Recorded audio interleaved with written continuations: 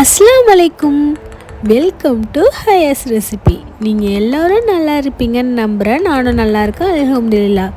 இன்றைக்கி ரொம்பவே ஈஸியாக செய்கிற மாதிரி சிக்கன் தம் பிரியாணி ரெசிபி தான் பார்க்க போகிறோம். நார்மலாக பண்ணாமல் இப்போ கொஞ்சம் வித்தியாசமாக பண்ணலாம். வாங்க எப்படி செய்யலான்னு பார்க்கலாம். அது கூட 2 துண்டு பட்டை, 6 ஏலக்காய், 6 கிராம்பு போட்டு எண்ணெயிலே நல்லா வறுத்து விட்டுக்கலாம். இப்போது நம்ம கட் பண்ணி வச்சுருந்த 3 பெரிய சைஸ் வெங்காயத்தை அதையும் எண்ணெயில் ஆட் பண்ணி நல்லா வறுத்து விட்டுக்கலாம்.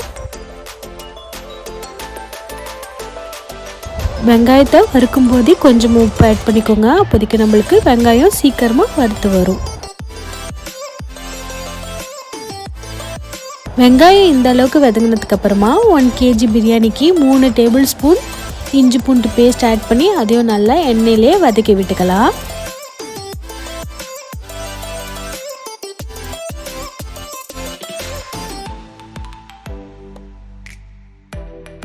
இப்போது இஞ்சி பூண்டு பேஸ்ட் பச்சை வாசனை போனதுக்கப்புறமா பிரியாணிக்கு தேவையான மிளகாய் தூள் ஆட் பண்ணிக்கலாம்.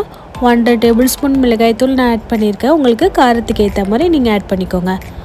மிளகாய் தூள் ஆட் பண்ணதுக்கப்புறமா நம்ம கட் பண்ணி வச்சுருந்த 4 பெரிய சைஸ் தக்காளி, அது கூட 3 பச்சை மிளகாய் ஆட் பண்ணி நல்லா எண்ணெயிலேயே வதக்கி விட்டுக்கலாம். இப்போது தக்காளி வதங்கிக்கிட்டு இருக்கும்போது ஒரு கைப்பிடி அளவு புதினா மல்லி கட் பண்ணி வச்சுருக்கேன். அதையும் ஆட் பண்ணி நல்லா எண்ணெயிலேயே வதக்கி விட்டுக்கலாம். நீங்கள் இப்படி புதினா மல்லியை இந்த டைமில் வதக்கும்போது நல்லா பிரியாணி வாசனையாக கிடைக்கும் உங்களுக்கு. இப்போ நம்ம கழுவி எடுத்து வச்சுருக்க 1 kg சிக்கன் ஆட் பண்ணி நல்லா எண்ணெயிலேயே கலந்து விட்டுக்கலாம். இந்த எண்ணெயிலேயே 5 நிமிஷத்துக்கு இந்த மாதிரி கோழியை பரட்டி விட்டுருங்க.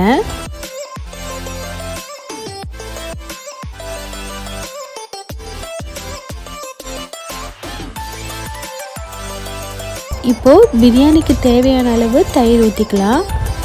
1 kg பிரியாணிக்கு நான் 1.5 கப் தயிர் ஆட் பண்ணியிருக்கேன். அதையும் நல்லா இதை மாதிரி பரட்டி விட்டுக்கலாம். இப்போது தயிரெல்லாம் ஆட் பண்ணதுக்கப்புறமா நம்ம பிரியாணிக்கு தேவையான மசாலாவெல்லாம் ஆட் பண்ணிக்கலாம். 1/2 டீஸ்பூன் மஞ்சள் தூள் ஆட் பண்ணியிருக்கேன். அது கூட 1 டீஸ்பூன் பெப்பர் ஆட் பண்ணிக்கலாம். இப்போது 1 டீஸ்பூன் ஜீரகத்தூள் ஆட் பண்ணிக்கலாம். இப்போ கோழிக்கு தேவையான அளவு உப்பு ஆட் பண்ணி அதையும் நல்லா மிக்ஸ் பண்ணி விட போகிறோம். நீங்கள் உங்களுக்கு காரத்துக்கு ஏற்ற மாதிரி மசாலாவை ஆட் பண்ணிக்கோங்க. ரொம்ப மசாலாவாக இருந்தால் நம்மளுக்கு பிரியாணி சாப்பிட முடியாது. அதனால் இந்த மாதிரி லைட்டான மசாலாவாக போட்டு குக் பண்ணி சாப்பிடும்போது ரொம்ப டேஸ்டியாக இருக்கும். இதை நம்ம 20 நிமிஷம் குக் பண்ணி எடுத்துக்கலாம். நீங்கள் 10 நிமிஷத்துக்கு ஒரு வாட்டி திறந்து இதை மாதிரி கிளறி விட்டுருங்க. இல்லைனா சிக்கன் தீஞ்சு போன மாதிரி ஆகிடும். அதனால் 10 நிமிஷத்துக்கு ஒரு வாட்டி இதை மாதிரி ஓப்பன் பண்ணி நல்லா இதை மாதிரி கிளறி விட்டுக்கோங்க. இப்போது சிக்கன் நல்லா குக்காகி வந்துருச்சு. இந்த டைமில் நம்ம ரெடியாகுன சிக்கனெல்லாம் தனியாக எடுத்து வச்சுக்கலாம். தண்ணியோடு சேர்த்து சிக்கனை வேக வச்சா நம்மளுக்கு அது ஒரு மாதிரி சக்கை மாதிரி இருக்கும். அதனால் இது மாதிரி எடுத்து வச்சுட்டா சாப்பிட்றதுக்கு டேஸ்ட்டாக இருக்கும். இப்போது பிரியாணிக்கு தேவையான தண்ணி ஊற்ற போகிறோம்.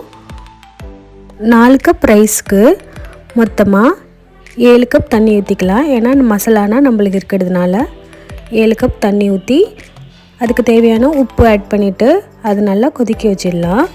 கொதிக்க வச்சதுக்கப்புறமா நம்ம 1/2 மணி நேரம் ஊற வச்சுருந்த பிரியாணி அரிசியை இந்த தண்ணியில் ஆட் பண்ணி அதையும் சேர்த்து கொதிக்க வச்சு குக் பண்ணி எடுக்க போகிறோம். இப்போது ரைஸ் எல்லாமே ஆட் பண்ணதுக்கப்புறமா 4 கப் ரைஸுக்கு 3 லெமன் புளிஞ்சு வச்சுருக்கேன் சாறு, அதையும் ஊற்றி நல்லா இதை மாதிரி கிளறி விட்டுக்கலாம். இப்போ ஒரு மூடி போட்டு 15 நிமிஷம் கொதிக்க வச்சிடலாம். 15 நிமிஷத்துக்கு அப்புறம் இதை மாதிரி ஒரு வாட்டி நல்லா கிளறி விட்டுட்டுங்க.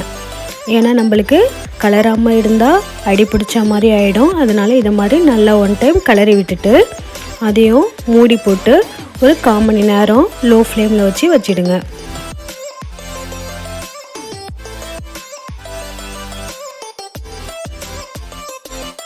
இப்போது 1/4 மணி நேரத்துக்கு அப்புறம் ஓப்பன் பண்ணி பார்க்கலாம். இதை மாதிரி நம்மளுக்கு தண்ணியெல்லாம் வற்றி வந்திருக்கும். இந்த டைமில் லைட்டாக ஒன் டைம் இதை மாதிரி கிளறி விட்டுட்டு நம்ம தனியாக எடுத்து வச்சுருந்த கோழியை இதில் ஆட் பண்ண போகிறோம்.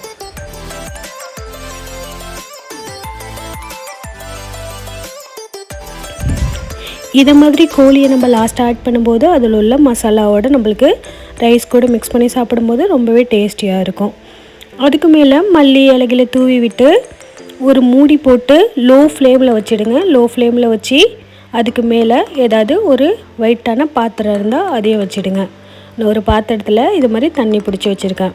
1/4 மணி நேரத்துக்கு அப்புறம் ஓப்பன் பண்ணி பார்த்தா நம்மளுக்கு பிரியாணி சூப்பராக தம் ஆகி பர்ஃபெக்டாக வந்துருச்சு. இது மாதிரி கண்டிப்பாக ட்ரை பண்ணி பாருங்கள். எல்லாருக்குமே ரொம்பவே பிடிக்கும். எப்படி உதிரி உதிரியாக வந்திருக்கு பாருங்கள். நான் சொன்ன அளவுகளோட அப்படியே செஞ்சு பாருங்கள், உங்களுக்குமே பர்ஃபெக்டாக வரும். இதை மாதிரி சூட்டோடையே நல்லா கிளறி விட்டுடுங்க. நம்மளுக்கு அரிசி எதுனா ஒட்டாமல் நல்லா உதிரி உதிரியாக ரைஸ் கிடச்சிருக்கு. இது மாதிரி வீடியோ பார்க்கணுன்னா என்னோடய சேனலை மறக்காமல் சப்ஸ்கிரைப் பண்ணி வச்சுக்கோங்க. இந்த வீடியோ பிடிச்சிருந்துச்சுன்னா ஒரு லைக் கொடுத்துருங்க. இதை மாதிரி நெக்ஸ்ட் ஒரு இன்ட்ரெஸ்டிங்கான வீடியோவில் மீட் பண்ணலாம். இந்த வீடியோவை லாஸ்ட் வரையும் பார்த்ததுக்கு தேங்க்யூ.